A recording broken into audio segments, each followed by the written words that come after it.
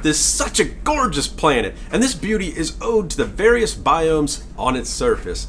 See, a biome is a large geographic area with similar climate and vegetation patterns. There are 8 major terrestrial biomes, but truthfully, there are hundreds of biomes within these 8 major ones. And this topic fuses 2 of my most favorite things, biology and traveling. I put in more time and effort to find more of my own footage with this video, but I also borrowed some from relatives who visited these very biomes that I have yet to see with my own eyes. I want to give a special shout out to my sister, Catherine Butler, who runs Worldwide Honeymoon, a podcast and travel blog for world travel, especially for couples. Many of the biomes on this video are of her work, so check out Worldwide Honeymoon for all kinds of world travel advice and adventures.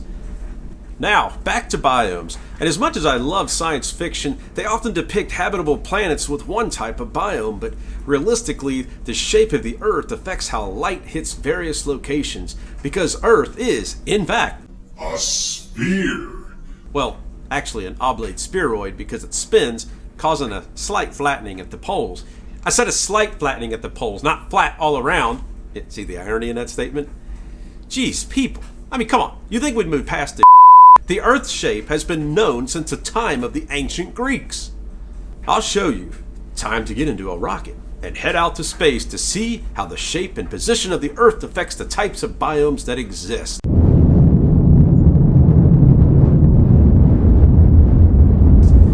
You see, the Sun and Earth are separated on average of about 93 million miles away. This is an average, of course, as Earth's orbit is an ellipse, not a circle. And because of this distance, light hits Earth differently depending on the latitude. The poles have less access to direct sunlight, making them much colder, and while the equator has more direct sunlight, making them warm year-round. The equator and poles represent 2 extremes in temperature. However, many parts of the world are seasonal, where temperatures fluctuate based on the time of year, unless of course you live in Kentucky like me, and you can sometimes experience all seasons in the span of a week.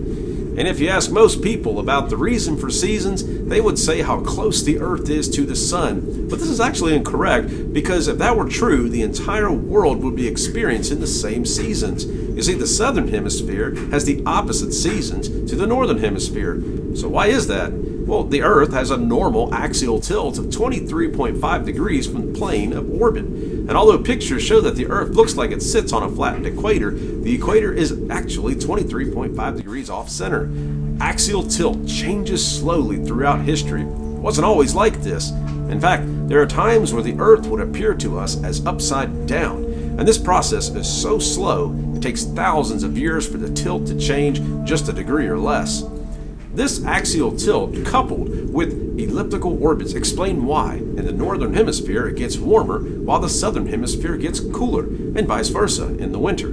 Spring and autumnal equinoxes represent the 2 times of the year where Earth is closest to the Sun. So there, axial tilt is the reason for seasons. Now, time to go back to Earth and explore these various biomes made by these relationships.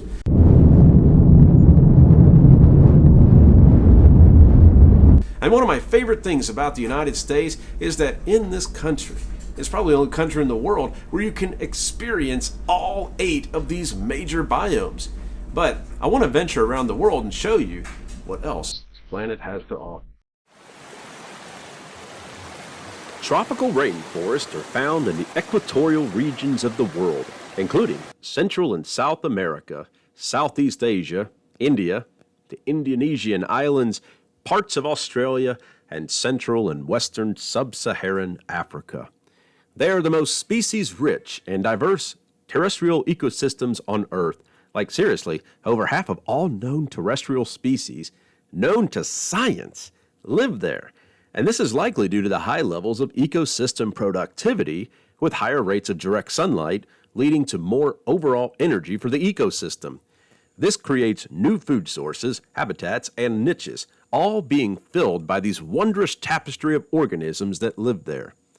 Tropical rainforests have very high precipitation due to living under a constant low atmospheric pressure, causing rain to fall. They are warm year-round due to having direct sunlight. Rainforests have vertical layers of vegetation, each with their own unique animals living amongst it. The forest floor is full of shade-tolerant plants and fungi that help decompose dead or decaying plants that fall from above. The understory is full of shrubs. And finally, the canopy makes the crowns of the trees containing a mix of arboreal species like sloths, monkeys, and possums.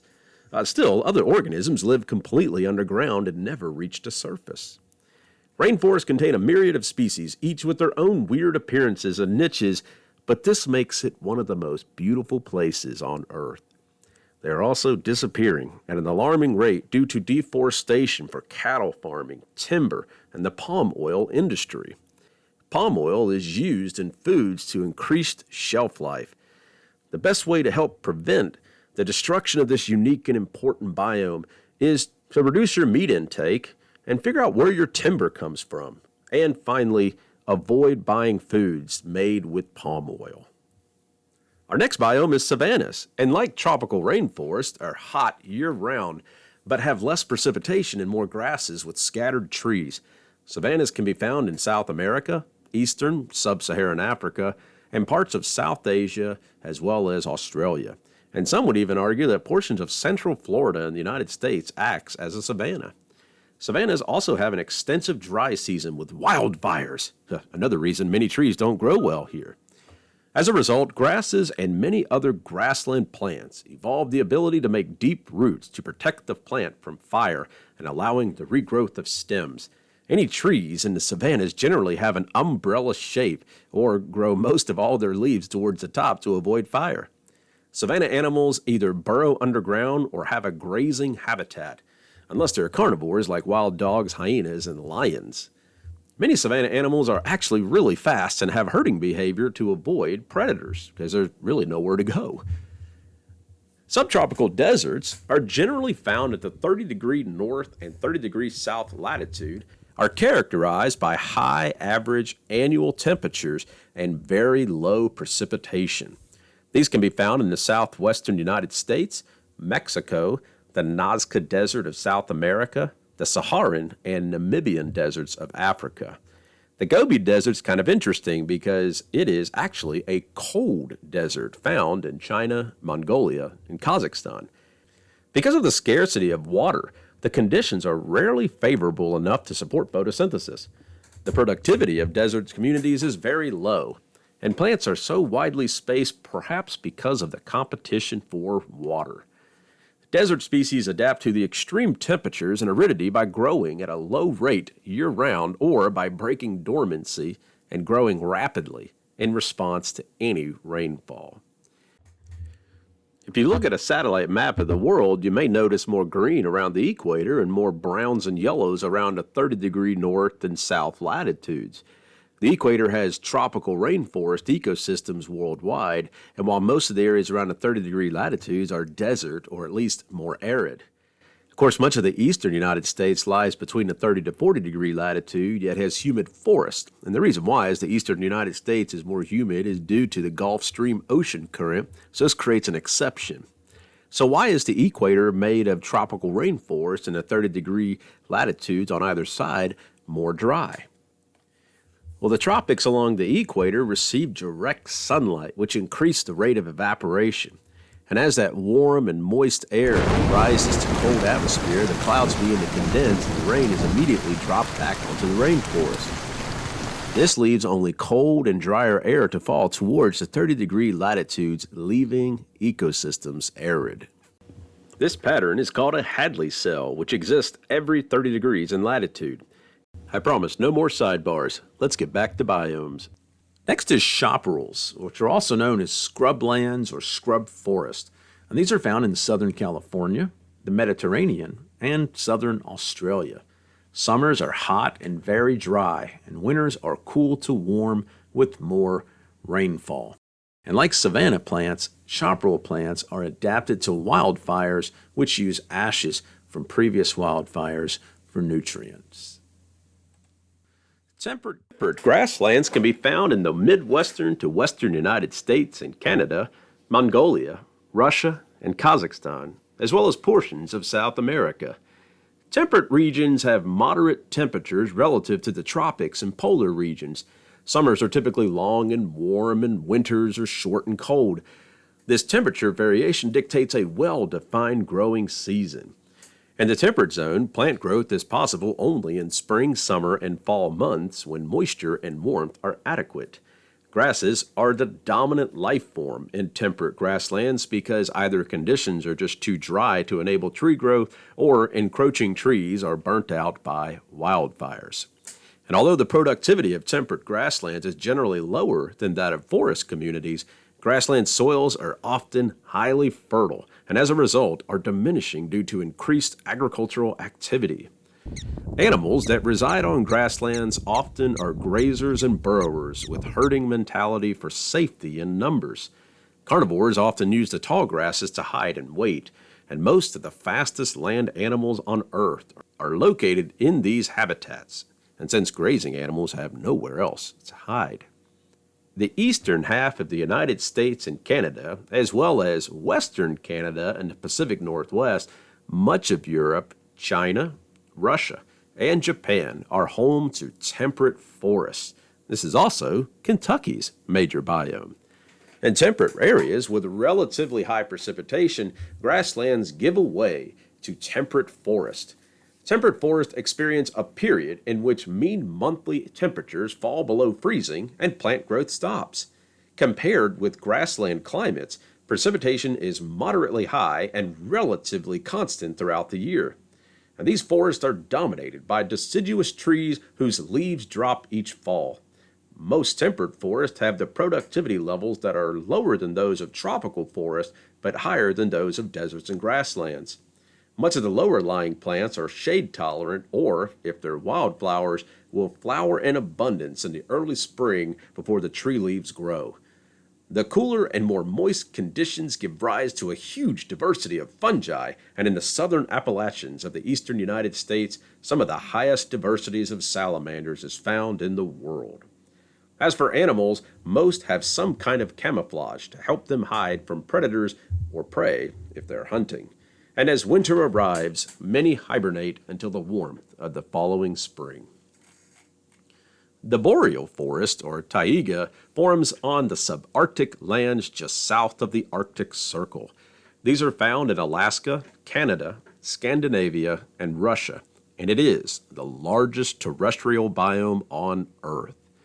The climate is characterized by very cold winters and short, cool summers. Temperature variation is extreme.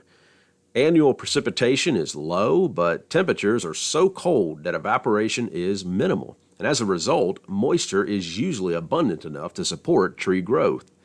Boreal forests are dominated by highly cold-tolerant conifers, and while the productivity of boreal forest is low, the above-ground biomass is high because slow-growing tree species may be long-lived.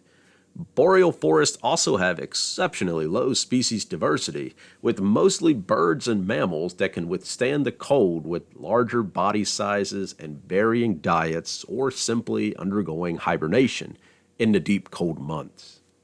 The last one is the Arctic tundra, which is found throughout the Arctic regions where land is not covered in ice. This includes Alaska, Canada, Scandinavia, and Russia. All areas above the 60-degree latitude, also known as the Arctic Circle. Tundra has very low temperatures with high annual temperature variation and very low annual precipitation. The growing season is 6 to 8 weeks at most. Temperatures are below freezing the rest of the year. Most tundra soils are in a perennial frozen state known as permafrost. And the Arctic tundra is dominated by small woody shrubs, lichens, mosses, and herbaceous plants.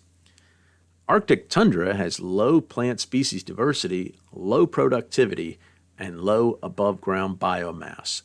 Animal diversity also tends to be low as well. And while latitude, axial tilt of the Earth, and Hadley cells can affect biomes at large, mountains can create several biomes due to elevation. And what's neat about this is that you can visit different biome types simply by climbing a mountain rather than traveling far on land. And what I'm going to do is use my trip to Mount Rainier National Park in Washington to demonstrate this example. As you move up in elevation, temperatures decrease and the air gets drier. With more warmer temperatures at the base, you will likely find a mix of coniferous and deciduous forest. As you move up, the biomes become more taiga-like with coniferous forests and then tundra-like with low-lying vegetation, mosses, and lichens. And finally, if you go high enough, there is no plant life as it is too cold to support them, so snow and ice cap the mountain. Mountains also create another phenomenon that can affect the location of biomes: rain shadow effect. You see, the western coast is a great example of this, so again, I'll use my trip to Washington to demonstrate. On the coast, rain is dumped, causing lush forests with really large trees. But if you head further east, there's mountain chains, such as the Coastal and Cascades. These are high enough to cause rainfall to dump on the westward side of the mountain chain. But if you head east of those mountains, it starts to become desert-like due to the cold and dry air falling from the leeward side. I hope you enjoyed an introduction to the diversity of biomes and how they are formed. With a mixture of latitude, atmospheric movement, axial tilt, elevation, and many other complicated factors I've not even mentioned, life has been able to flourish and be quite diverse. But you see, terrestrial biomes only make around 23% of the Earth's surface. It's time to dive deep down and explore the other 70% of the Earth. In our next video, we're going to be exploring our very own water.